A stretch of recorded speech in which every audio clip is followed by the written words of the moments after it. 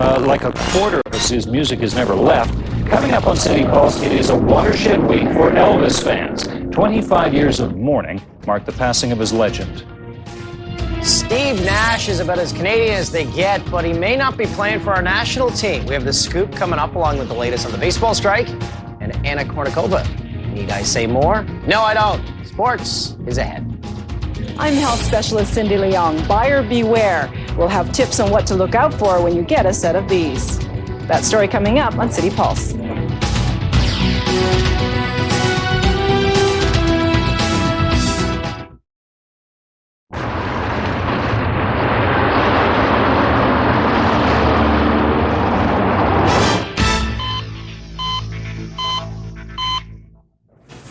Do you use false fingernails? Then you will want to hear this advice from our health specialist, Cindy Leong. Cindy.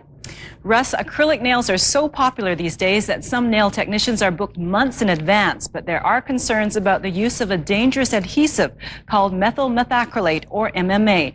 The cheaper product is believed to be used more in the U.S. than here. Still, the Cosmetologists Association of BC is urging everyone to be on guard.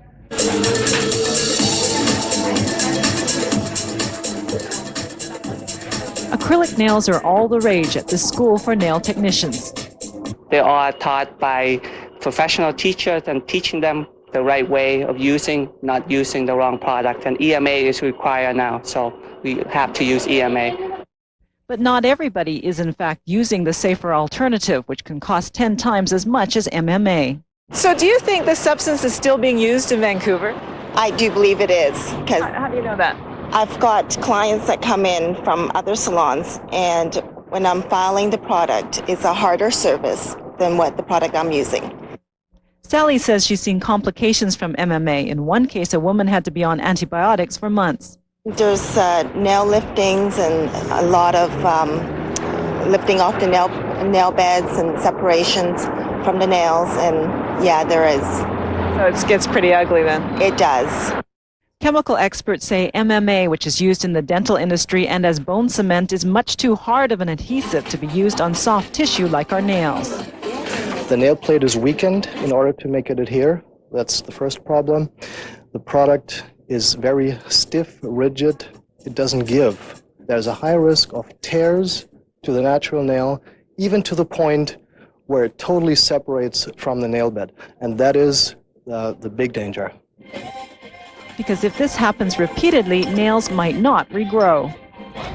Unfortunately, there's no obvious way for customers to know whether MMA is being used on them, and there's no random testing for this product. Regulators here only check salons for sanitation and licensing. So it's up to people to be informed, ask a lot of questions, check for cleanliness, and above all, be careful about deals that are too good to be true. I'm told a full set of acrylic nails from a reputable salon runs in the neighborhood of $60 to $75. After all, they are your nails. Be careful. Exactly. Thanks a lot, Cindy. Well, they are a fact of internet life. Those annoying junk emails that fill your inbox known as spam. Our consumer specialist, Elaine Young, has more on what you can do to be spam-free. Elaine? Well, Russ, we used to get inundated with a lot of junk mail at home, but over the last few years, you've probably noticed you're getting a lot less of that paper stuff and a lot more of that junk email in your inbox. Spam is huge, and in fact, if you take spam and porn, that makes up about half the traffic on the internet these days.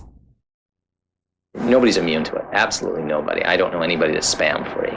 If you're using the internet, you're going to get spam. It's the anonymity of spam that bothers people an awful lot. A, the volume of it, B, and C, the fact that they're paying for it.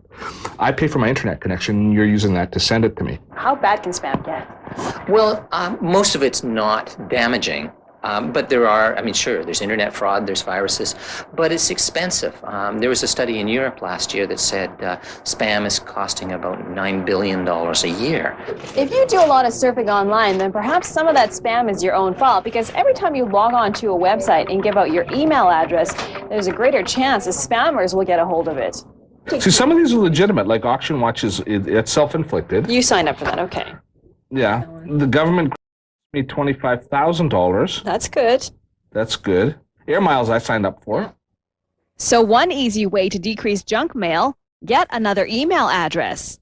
Set up a Hotmail account. That's an easy way. Setting up a Hotmail account, Eric12345, and then use it for those situations where I am not really sure where this email address is going.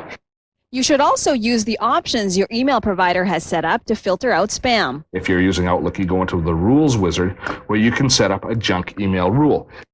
Avoid opening unsolicited email, and a definite no-no: do not respond to junk emails.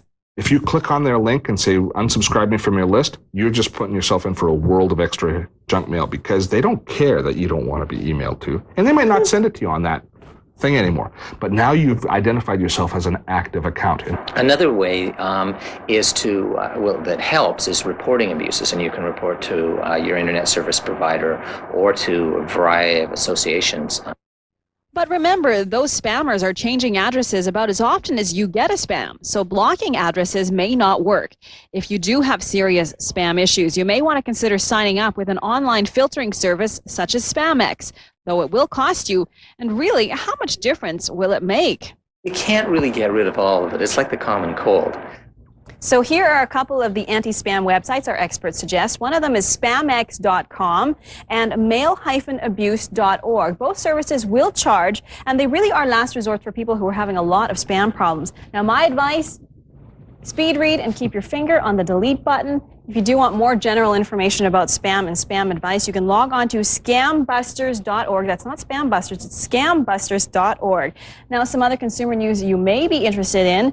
If you're planning on doing some traveling in Canada this fall, JetSco is having an amazing seat sale. The fledgling airline is offering a 2-for-1 seat sale. Here's an example. One-way Vancouver to Toronto starts from $234. Now, apparently there is no restriction on flights or cities. You must book your flight, though, by next Friday. So log on to jetsco.net for more information, or you can call 1-866-440-0441 or talk to your travel agent. I think you'll have to be quick with that one. I don't think they have many planes. I don't think so, not that many. And you know what? Flights are very limited to the cities that they actually go to. I think there's only about 7 cities that they service in Canada, so you may not get everywhere you want to go. Thanks, Elaine.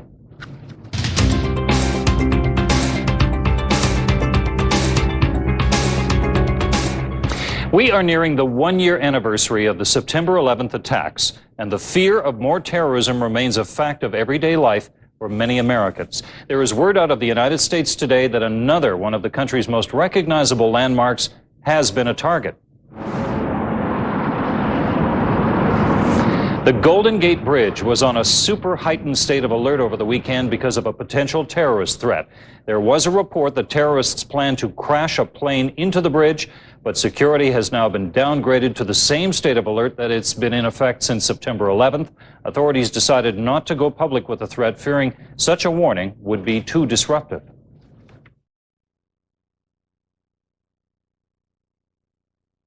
We want to assure everyone crossing this bridge, visitors, commuters alike, that we are doing everything possible to secure this bridge, and this bridge is safe.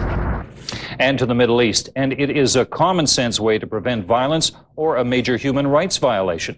An Israeli court says the military has the right to expel the family members of suspected terrorists. The decision will allow Israel to force 3 relatives of an alleged terrorist from the West Bank to Gaza.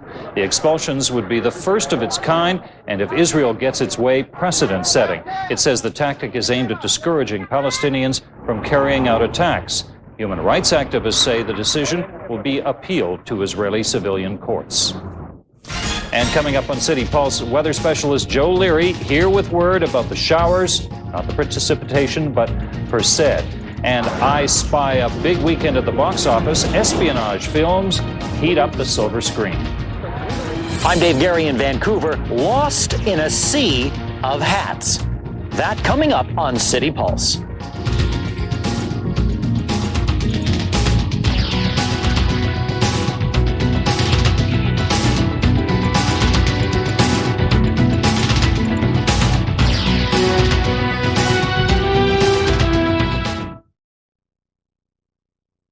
I'm Monica Diol. On City Pulse tonight, we'll have sports highlights with Mike Bowe. A look at the weather for the week ahead and all the news of the evening. That's tonight at 11 on City Pulse Tonight.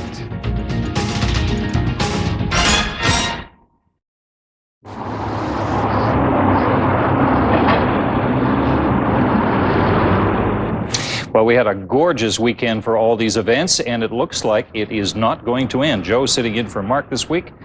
Tell us more about the good news. Well, absolutely great news, Russ. As a matter of fact, we saw the temperatures start to rebound. We saw a ridge of high pressure build in over the weekend. And then the weather office tells us that, as a matter of fact, we're looking at temperatures starting to improve. So if you enjoyed today, tomorrow is said to be pretty much the hottest day of the week. And speaking of hot, managed to get up to 30 degrees today in Pitt Meadows. The warmest spot in Canada was in Pemberton at 35 degrees today. So summer's certainly not over. Let's take a look at the satellite shot, and the short answer to what this is all responsible for is a big ridge of high pressure.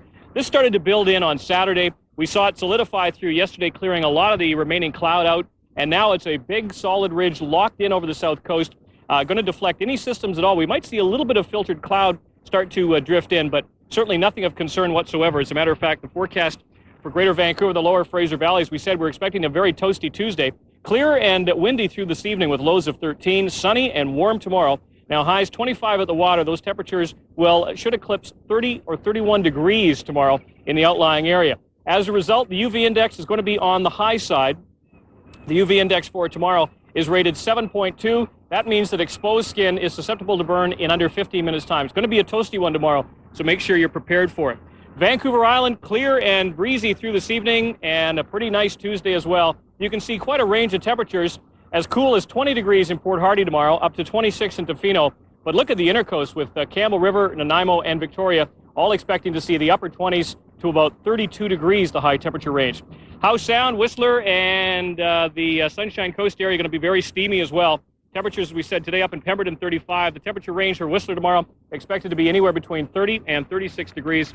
So it could be a very toasty one. Now, we told you about the Canadian hotspot, which was the BC hotspot, rather, was also the Canadian hotspot. That was Pemberton today. The cold spot, by comparison, was alert in Nunavut at -1 degree. So we check the rest of Canada. Conditions quite pleasant and quite seasonal through most regions tomorrow.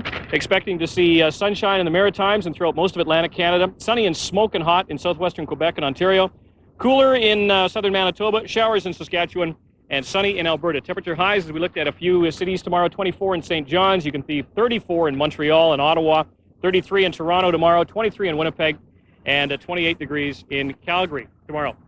Now, our next 5 days go like this. And again, those are temperature averages, as we're expecting to see 25 at the water, close to 30 degrees inland. They do start to dip a bit towards the end of the week.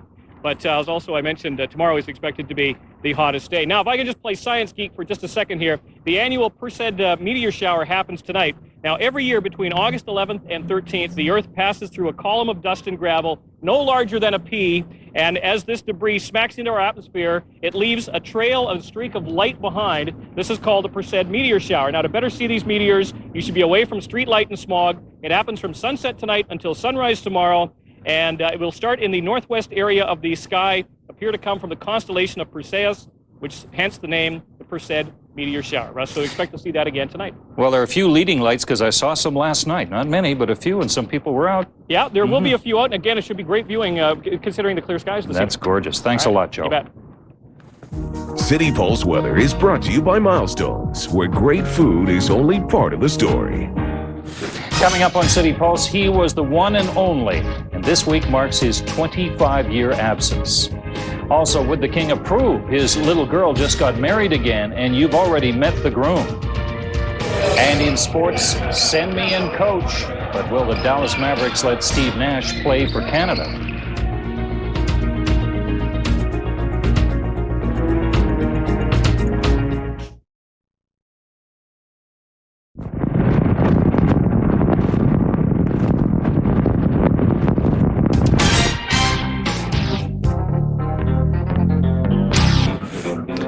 Well, romance is definitely in the air tonight, and Darren Maharaj is here with all the details. Is it ever, Russ? A surprising yet timely celebrity wedding announcement. Nicolas Cage and Lisa Marie Presley have actually gotten hitched.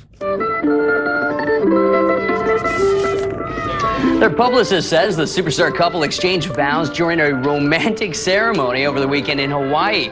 Guests include close friends and Lisa Marie's mom, Priscilla Presley, and as you can see there, Jay Leno. They've both been married to famous people before. Cage with Patricia Arquette, and Presley with some guy named Michael Jackson.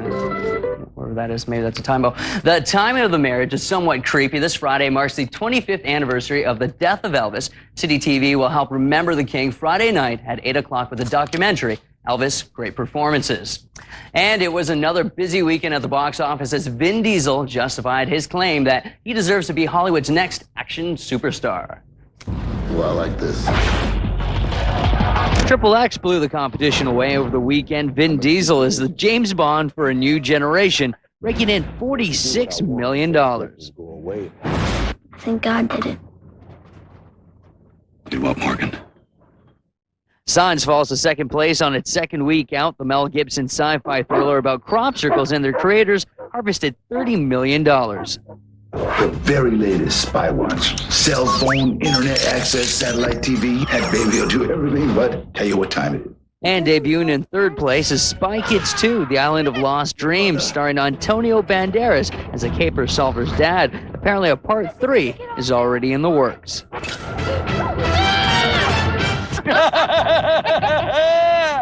And the always shagadelic Austin Powers dropped to fourth place with $13 million in gold member. Isn't that weird? Isn't that weird? Yes. And Clint Eastwood is back with the cop thriller Bloodwork. It debuts at number 5 with $7.3 million. Okay, I'm in. Whose car? Well, we could either take yours and I'll buy the gas, or we could take mine and I'll sit in the back. And before we leave the segment, some breaking news here right off the press. A major announcement in the record business. John Oates of Hall & Oates fame is going solo. Hold on, folks. For the first time in his career, he says it's his way of stepping out from Hall's shadow. And Russ, you're not gonna believe this. The name of his new album, Feng Shui.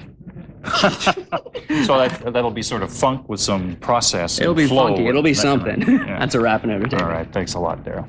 And coming up on City Pulse, Dan O'Toole has all the sports. It's been a busy weekend. And Duck and Cover. Your head, that is. Dave Gary plays fashion police with tourists.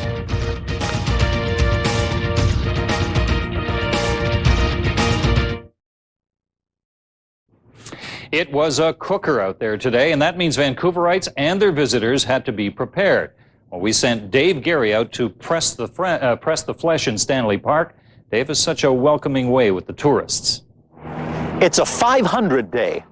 You know, when I was a gangly, freckle-faced youth up at Camp Queen Elizabeth on Georgian Bay, every bright, sunny day of camp was called a 500 day, which meant that if a counselor caught you without a hat on, you had to pick up 500 pieces of litter. It has stayed with me all these years, and I am still painfully aware of hats. What do you call that? What is that? That's a hat. Yeah, but what is it? It's got to have a style. It's got to have a name. Is it a fishing hat? What is it? It's a mountain hat. You know, it's waterproof. It's sunproof. It does everything. It's not a mountain hat. It's interview proof. You know that. It's a mountain hat. Yeah, sure. Why not? Do you have a big boat? No. Only. Le preguntan que de qué su... No. I'm so happy to see the sun in Seattle, but... You mean Vancouver? Oh, I'm sorry, Vancouver. And, you know, you Pennsylvanians are all the same. Yesterday I was in Seattle. Today I'm in Vancouver. No, Vancouver, not Cooter. You're not going to put me on TV, are you? So my scalp doesn't get burned. Yeah. Well, that's the whole point, right? Yeah, exactly. But how did you decide on this kind of limp? It's what I had. And you want to know what? When I pack it, it doesn't crack. You're not a hat person? No, I just got a funny head. New Hampshire. It's a New Hampshire hat? Right. Do you like a hat? Yes. No. Sun or not, you like a hat? Yes. You know the golfer Slammin' Sammy Snead? No? Because you're a dead ringer. It's a stylish, southern, gentlemanly kind of hat. Oh, thank you. ¿Quién es Alan Hale? Alan Hale, the skipper. Gilligan's Island. Gilligan. No. The skipper. No, he doesn't. No, he doesn't know. This is batik. Oh, batik. Yeah. This material. Yeah. And it's Malaysian. Yeah. It's amazing. It's like the United Nations of hats out here. Yeah. Yeah. You don't speak English, do you? No, speak English. No, well, that's good. Sempre difícil. You won't understand the insults.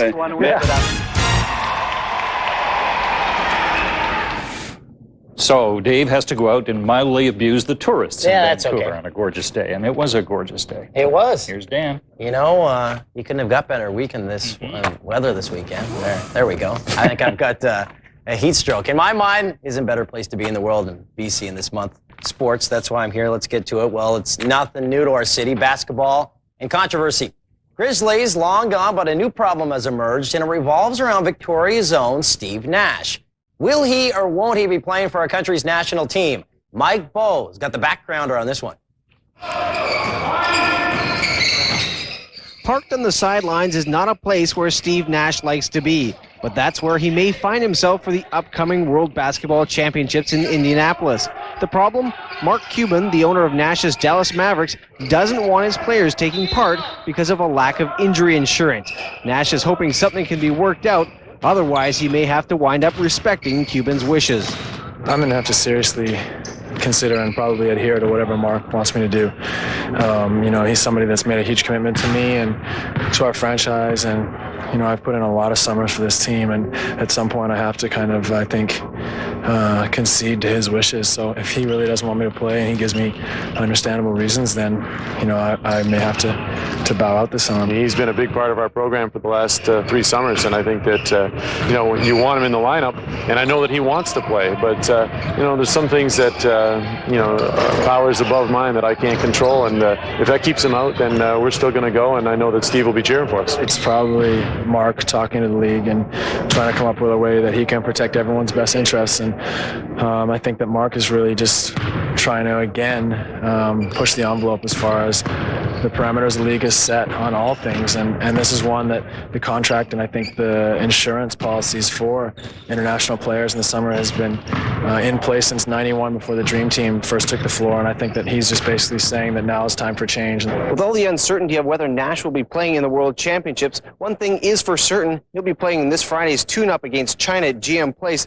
that raises funds for BC youth basketball. In Richmond, Mike Bowe, City Pulse. That's right, Friday night's the game. Nash going to be playing, and Yao Ming, the NBA's top pick, he's going to suit up for China, so a couple of reasons to go. Well, 2 weeks ago, the top names in men's tennis were in Toronto. This week, the ladies camping out in Montreal. It's the Rogers AT&T Cup. Highlight match of the day had Mary Pierce taking on qualifier Henrietta Nagyova. This was a marathon that lasted close to 3 hours. Longest match of the season.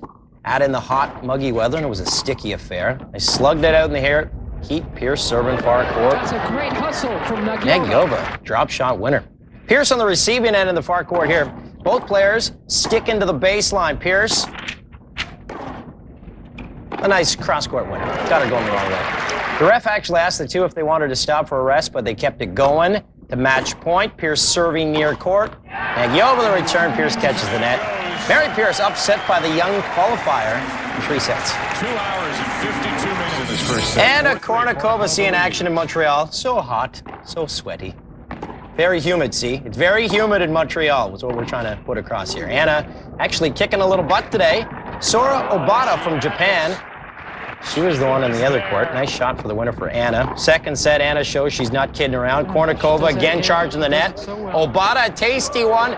Oh, almost gets her in the head. She actually apologized, said she didn't mean to do that. Anna won it in a tidy 44 minutes. Straight sets win, 6-3, 6-1. Toronto's Maureen Drake lost her opening match and is already out. Okay, Major League Baseball didn't start out on a good note. Two sides went into talks this morning on the exact day the league hit the picket lines 8 years ago. That strike lasted 232 days. A strike that has still kept many fans away. Not much to report from today's talks. Still no strike date, and about the only thing they agreed on was what to have for lunch. But they are still talking. A strike is the last thing the players want. They get to it only when they feel that they must. And we are not at that point yet. Hopefully we won't be. Time will tell. The players have said over and over again that we are serious about trying to get a deal done. And we feel like there's a window of opportunity to hopefully get something done in the next few days, and we're willing to explore that. Only 5 games in the majors tonight. Mariners are off. They have a 2.5-game lead on the Angels, who are in Detroit. Jays in Oakland. Expos, they're at home, probably actually getting ready for bed about now. North Langley, they played their first game of the Junior Little League World Series today. They won it, 7-6. They play Poland tomorrow. Way to go, guys. Now, plenty of opportunity for you to be led away from the TV this past weekend with the planes and boats and horse track calling. If not for your benefit, then for mine. As I was marooned on the Sydney Spit, I offer you the weekend wrap. Radioed in, no changes on my next pit stop, so he's over. Canada's own Patrick Carpentier was waving our country's flag for us down south. He led the cart stop in Ohio from start to finish for his second win of the season, third of his career. Patrick's chances of landing a ride for next year now shot up dramatically as he's second in points. Oh, remember, they're not donuts. He's French-Canadian. They are croissants. He lives in an igloo. 11. And the PGA stop that is owned by one of his biggest sponsors, Tiger Woods, made sure that he got them as much exposure as they could get as he won the Buick Open. Victory again for Tiger Woods. The women were in Scotland for a little more than haggis. Kari Webb maintained her mastery of the British Open by winning it for the third time. That's her fifth different major in the past 5 years. Barry Bonds hit another shot heard round the world. What he's got. 2-1 pitch drive to deep center field. Barry Bonds is formally inducted into Major League Baseball's 600 club. That's right, the 600th of his career. He did it on a Friday, if you're wondering, the day he goes deep most often. 96 times, if you're counting. It's an elite club he joins, as only 3 others have gone deep that many times. Hank Aaron, Babe Ruth, and Bond's godfather, Willie Mays. How about the look of the guy that caught the ball? Bloody McBleed-a-lot. But you know, for the amount that he's going to sell it for, he can buy a new set of teeth, I guess. And the Vancouver Breakers, who hadn't lost a game at home in 2 years, did, losing in the W League semifinals to Charlotte Friday night in a shootout. But our ladies still claim third spot in the final standings anyway. Well, I guess it was worth a little blood to get that baseball. Yeah. I guess a few guys just held them down and started. Yeah, it's not nice. Yeah. Thanks a lot, Dan. Well, you were grooving on the weather over the weekend. More to come. Let's hear about it again. Yeah, as a matter of fact, Joe. the Perseid meteor showers tonight. Got some great seats for us here, Russ and Dan. Just grab a 2-4, come on up and join me here. It happens after midnight tonight until sunrise tomorrow. Here's how the conditions look overnight. 13 degrees with clear skies. Trey toasty tomorrow.